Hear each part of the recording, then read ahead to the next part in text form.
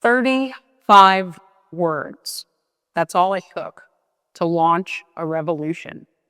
And 250 years later, those words still have the power to unite a divided nation if we let them. This afternoon, we will explore those words from two men who need very little introduction and who have spent their careers thinking seriously about ideas and the institutions that carry them. Lawson Bader leads Donors Trust, the trusted steward of philanthropic capital for the freedom movement. He has spent a career building and leading institutions to advance a free society, including leadership of the Mercatus Center at the George Mason University and the Competitive Enterprise Institute, known to all of us as CEI. He serves on the board of numerous institutions and projects, including as co-founder and board member of our sponsor of this session, the Free Society Coalition. And all of you know Louisiana's own Walter Isaacson, who has written definitive biographies of Benjamin Franklin, Albert Einstein, and my personal favorite, Steve Jobs. In his latest book, The Greatest Sentence Ever Written, he turns his biographer's loop on a single sentence. Those 35 words I mentioned earlier. We hold these truths to be self-evident, that all men are created equal, that they are endowed by their Creator with certain unalienable rights, that among these are life, liberty, and the pursuit of happiness. Jefferson drafted it, Franklin edited it, and as Walter will tell us, neither of them could have imagined how far these words would travel or how urgently we need them today. On behalf of the Free Society Coalition, a coalition dedicated to revisiting the words and the moral foundations of the Declaration of Independence, to reignite civil discourse and encourage independent thinking, and on behalf of the Pelican Institute, an organization equally committed to revisiting the ideas that created this nation and continue to inspire so many more, please welcome Walter Isaacson and Lawson Bader. All right, awesome. Thanks, guys. Oh, we got the fire. Yeah. Fireside chat. Fireside chat. Yeah. You even got a cocktail. I got a cocktail. If my head starts to sweat, then we'll get uncomfortable. Exactly. Walter, thank you for being with us. So we're 250 years removed from a small group of highly imperfect, highly argumentative, but visionary leaders who somehow managed to write a sentence that we're still talking about today, that shaped really the most powerful democracy in the world. And let's discuss it a bit. Now, you've devoted your career to writing about not just those gentlemen, but innovators and rebels and founders, et cetera. So let's sort of start there. Now, there are a lot of good sentences out there. It was a dark and stormy night. No. I do not like green eggs and ham. I do not like them, Sam, I am. If music be the food of love, play on. I mean, we could have a lot of them. So what is it about this sentence that has endured throughout the centuries? Well, you know, it was a forcing mechanism. It wasn't just a statement of where we were. It was an aspirational sentence that defined and has defined the past 250 years. 7 years after it was written, Lincoln invokes it. Lincoln says a nation conceived in liberty and dedicated to the proposition that all men are created equal. It wasn't just a talk at Gettysburg. It was a consecration of a cemetery in which 7,058 young men were being buried because they were fighting to take that sentence and include more people into the all men are created equal category. We had never seen on the face of this earth a nation like this that depended on the consent of the governed, that gave individual liberties to each, and that found a common ground. It has now become the type of aspiration of, 2/3 of the countries in this world. So I think that sentence has been not only a source of inspiration, but a source of innovation. I always like innovation. And that was an amazing innovation they came up with 249 and a half years ago. So let's put ourselves in the mindset of the actual drafting itself. Was it a inspiring process? Was it a chaotic process? Well, it was actually a pretty inspiring and grand process. Early in 1776, Thomas Paine had written a pamphlet. My book, which is there for free in the back, so I'm not touting it, just grab it. It's already signed. There's no crossword puzzle in the back. I made it the exact same length as Thomas Paine's Common Sense. That started this revolution in 1776. And by June, the Continental Congress decided they needed to have a declaration explaining why, and so they appointed a committee. It may be the last time Congress appointed a really good committee. It had Jefferson, Franklin, and Adams on it.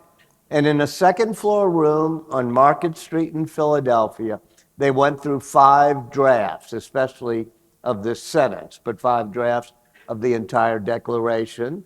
And you can even see as they revise it, we know most of the words by heart, but as they revise it, it makes you pause on each word. I mean, for example, if you grab the book on your way out, you'll see the original draft as the flyleaf of the book. And you could look at this sentence, and it says, "We hold these truths to be sacred." Right, right. And you go, Huh? wait a minute, sacred? And then you see the backslashes of the printer's pen of Benjamin Franklin putting in self-evident. Pretty significant edit. Right. And then the sentence goes on, and from their equal creation, they're endowed with rights. You see John Adams adding, endowed by their creator with certain unalienable rights. Just in the editing of a half of a sentence, you can see them doing a balance between the role of divine providence and our good Lord in helping found our nation and the role of rationality and reason. They realize that these fights that we have today, where it's all or nothing, that's not the way they did it. They were proponents of Isaac Newton and the scientists of the time who understood equilibriums of forces and balance. So that sentence is balanced, and just that edit that I mentioned shows you the type of balances they did. I want to come back to that equilibrium and those forces, but a slight digression. So you've written a biography or an observation of Elon Musk. Put Elon Musk in that room with Franklin. How would that drafting have been? You know, one problem with Elon Musk is he's very binary. He sees everything as evil or brilliant. You know, everything's black and white to him. That is helpful if you're going to try to get a rocket into orbit or bring us into an era of electric vehicles or do many things. You have to have an unwavering passion where you don't compromise. Right.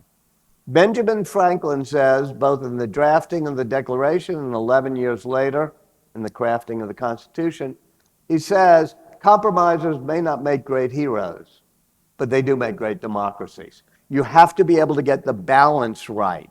So I admire the achievements of Elon Musk, but we watched what happened when he went into government and did not know how to balance forces. He thought it was just a fight of good versus evil.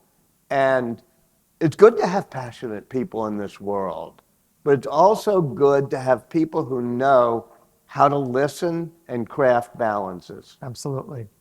So the founders blended both moral principle and rather strategic political timing.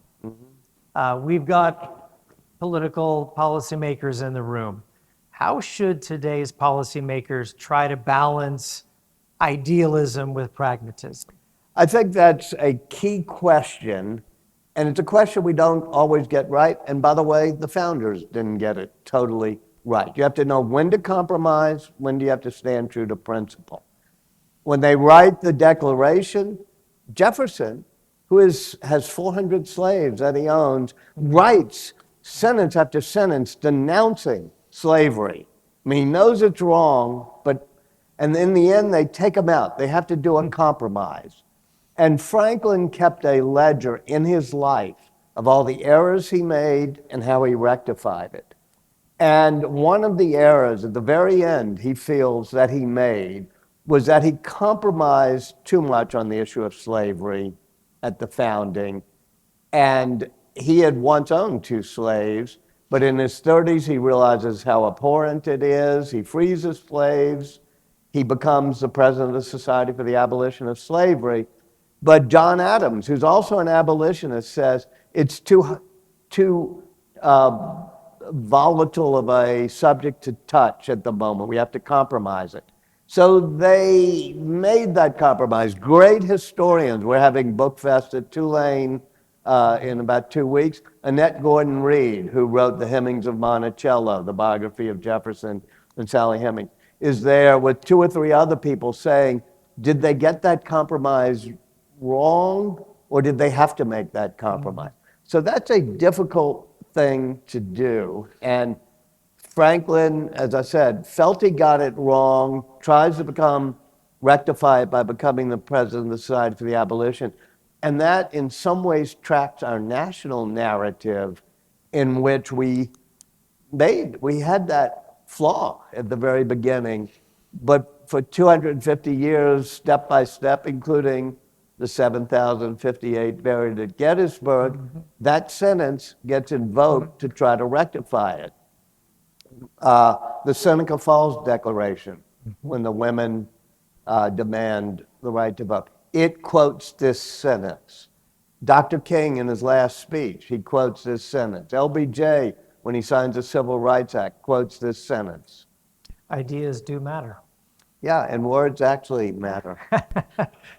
And bad ideas exist as well. So. Right. So the Declaration is interesting because it articulated grievances before proposing a solution.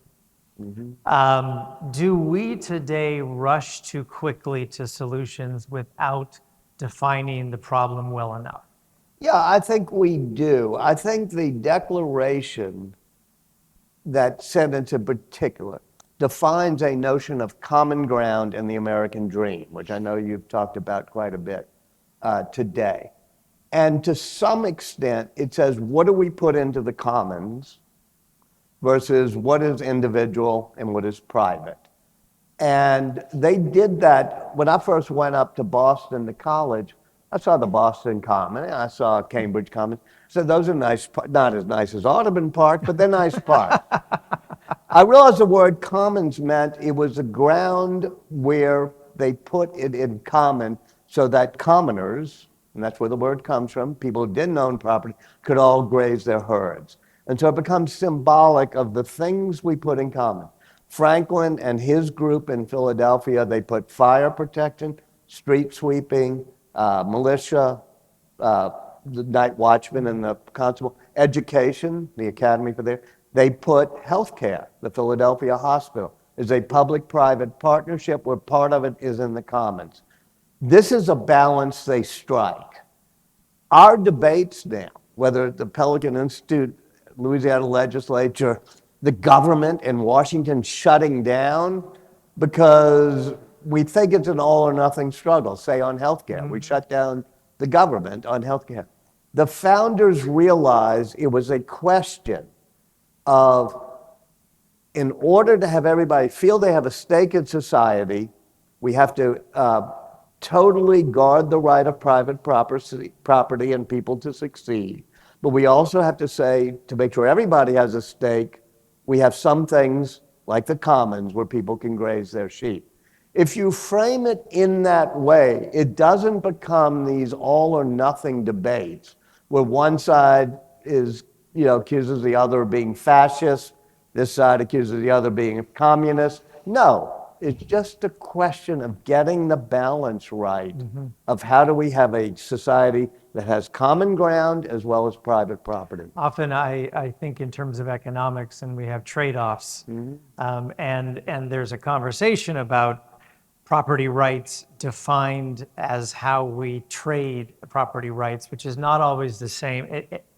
How we deal with the commons question of Right. who is responsible and whatnot. And I think politicians don't always understand that aspect of, well, when they hear property rights, that communal is different from property rights. Right. And it's important to sort of have that conversation in mind to address the challenge of the commons, which is an economic issue. The challenge of the commons is an economic issue, but it has a moral component, which is the American dream. Exactly. Which is, if you're going to, one thing I think almost everybody can agree on is no matter how much you want to put in the commons, you want every new generation and every kid to have an opportunity. Yep. You want to make sure that the American dream is simply not about motor cars and wealth. It's about making sure each person has an opportunity Exactly. to do better than their I've always parents. thought it is, it's about the freedom to prosper. Whether you succeed is a secondary question, but having that And opportunity. the freedom to prosper needs some opportunities. That's why you put libraries in the commons and K through 12 education or even higher education. And we do that, and we've lost that a bit right now. If you were born in the 50s like I was, you had an 80% chance of doing better than your parents financially. For the first time in American history, it's now less than 50%. In other words, more than half the people will do worse than their parents. That's sort of when the American dream has had the air pulled out of it. 2.5 centuries later, we are still arguing about what this means, which maybe is proof that it was the right sentence to write. Yeah. What would surprise the founders perhaps most about America today, besides the fact that we have this overblown sense of appreciation for the royal family, and we seem to like British baking shows, and we fought for independence, and then we created HOA laws. Yeah. So what do you think? You know, I think they would be surprised at the divisiveness and poison that seems ingrained in the system now, whether it's from gerrymandering to social media to the algorithms that bring us down different silos in the internet or different ends of the talk radio dial or different news channels. And they believed in a common ground of information and values. And then from that, you had debates. Is it how to disagree? Yeah, I mean, that's why we are here, is for civil society. That's what Natalie and Jay LaPere, my old school friend, are fighting for, is that we have to be able to have civil discussions. There are so many things. When they signed this document, John Hancock famously puts his John Hancock on it. And he says, with so many forces contending to divide us, we must all hang together. And Franklin says, he's sort of the wit, he refers to what's going to happen if they mess this up. He says, yes, most assuredly, we must all hang together, otherwise we'll all hang separately. And that's the challenge we have now today, is how do we hang together? We used to have a lot of things that brought us together. My father, I was just looking at his picture because somebody's granddaughter gave me when he dropped out of Tulane his junior year, beginning of 1944, because he didn't want to miss going to war. So he and 5 friends are in front of that ROTC building on Ferret Street, signing up for the Navy so they go to war. They went into platoons with people from all over America. My father had never been out of New Orleans, probably never met, half the type of people there. That was the type of social mixing we had. We don't have those institutions as much anymore. We tend to even go into separate lines when we go into the Superdome, and we go, separate lines at the airport. We need to create institutions where we work together so we can regain the muscle memory of civil discourse. At the same time, we seem to have lost trust and faith in institutions as well, which I think is a challenge. I think of Jefferson and Adams, who didn't always get along in various ways, yet who was on Jefferson's lips as he died? Right, they both die on July 4th, 50 years to the minute almost that they had signed this document. And John Adams' final words, which were slightly incorrect, which is Jefferson still lives. Still lives, even though And Jefferson had just died in Monticello. Yeah. So that was the ability. They truly saw things differently.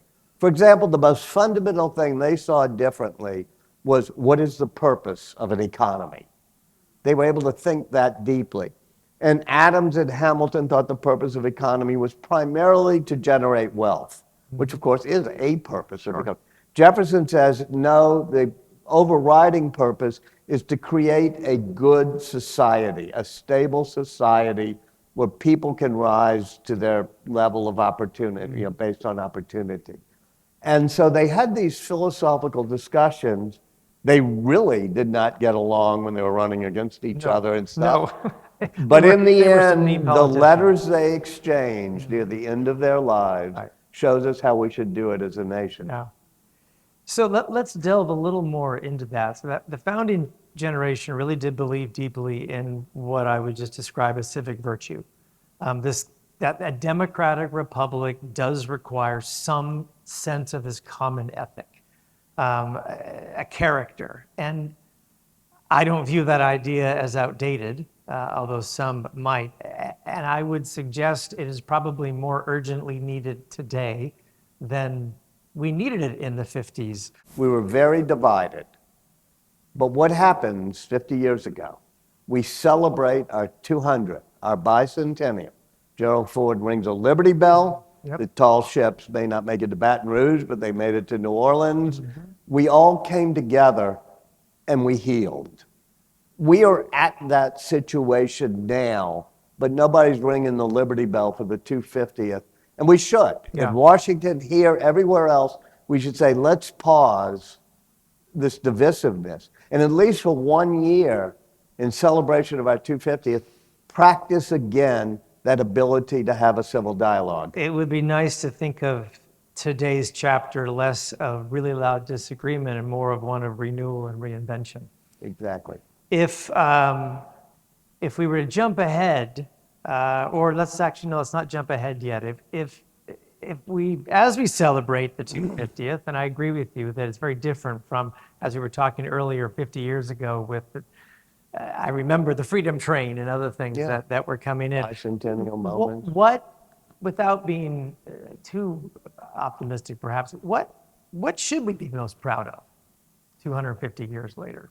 Well, our narrative has been a good one based on this sentence, which is when you say, dedicated to the proposition that all men are created equal, endowed with certain inalienable rights.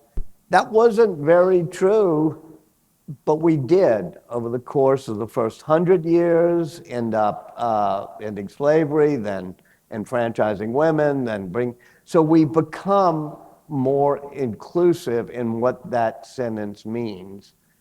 And we also, and this is something we can celebrate 11 years from now, at the anniversary of the Constitution. That's right. We created a structure that had amazing guardrails and checks and balances. And so far, that, other than the Civil War and all, has held. It's a little oops. Yeah, and but the Civil War reinforced it. And we ended up with the 14th, 15th, and 16th Amendment that applied that concept of all men being created equal to entire nation, not just for the states. I am cognizant that we are, in Louisiana, and the American story is not just one written in Philadelphia, Washington, D.C., although I'm a proud Virginian, so I'll take a little bit of credit for the beginning. So let's just shift locally. Louisiana politics has never lacked, I got to be careful here, personality.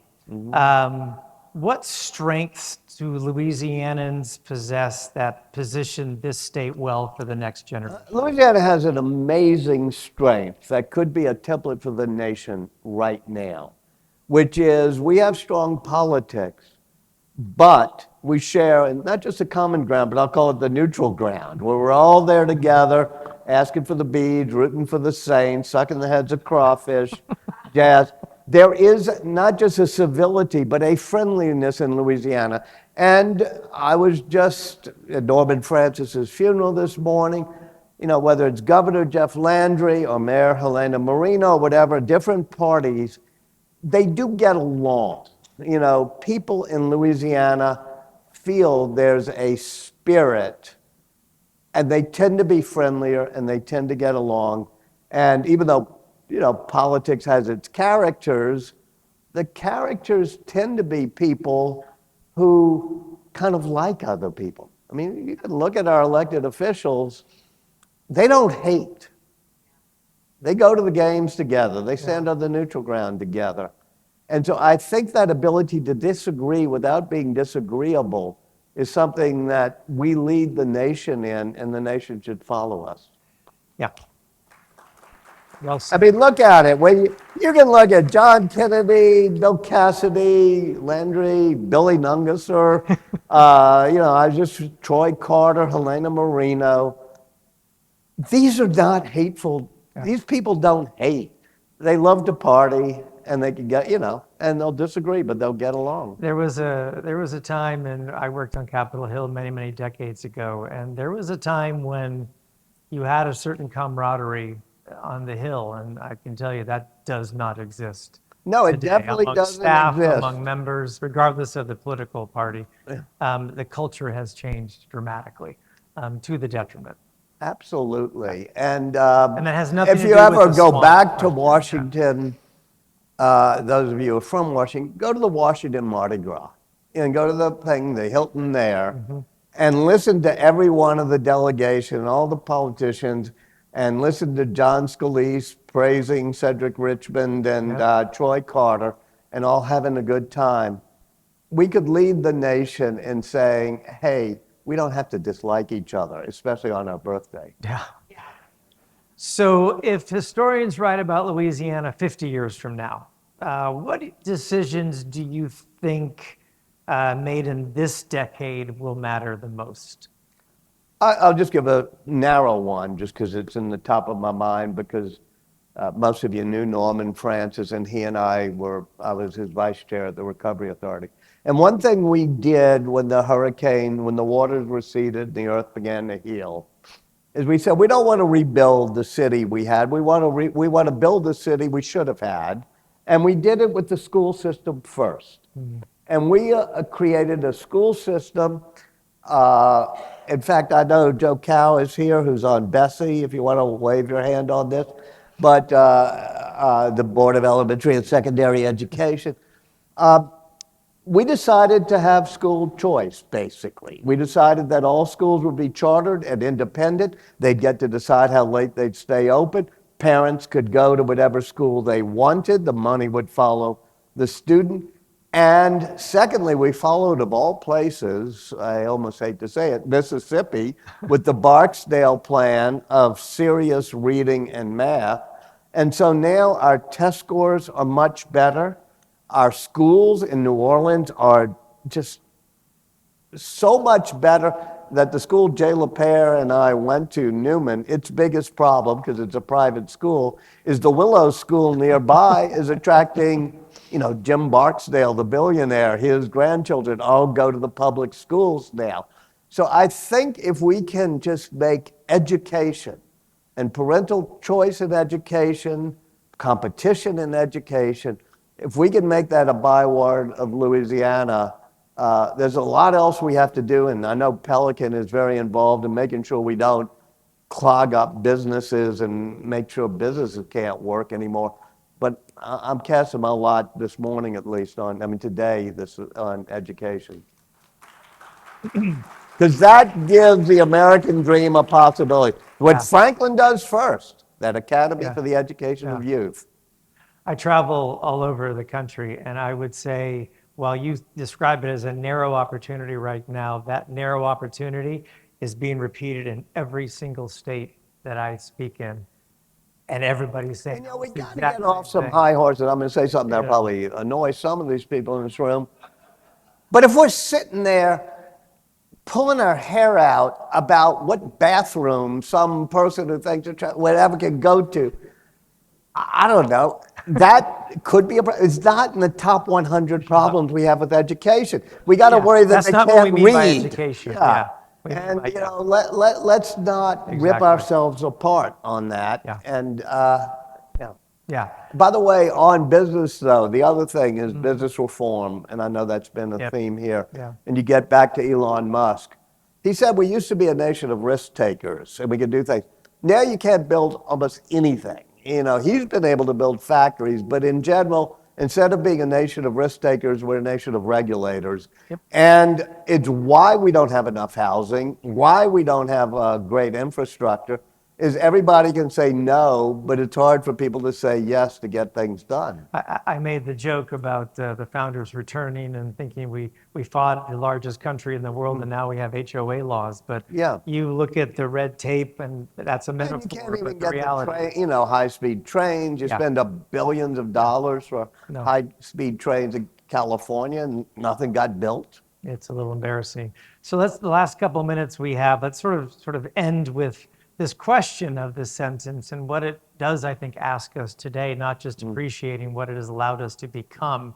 And if all men are created equal is a promise, which I think it is, and we have to take it seriously. What responsibility does that place on us as leaders and citizens today? I think one thing is to try to bring us together and respect each other. Another reason Louisiana has a great culture is that we actually like our diversity. You go to other places and they're tearing each other apart over sort of tribalism and diversity. But we're a state in which the French came with the Huachiquita Indians and then the Spanish, and then you've had, as a port city and everything else, you have the blend that came together that created jazz, that created music, that created Mardi Gras or whatever.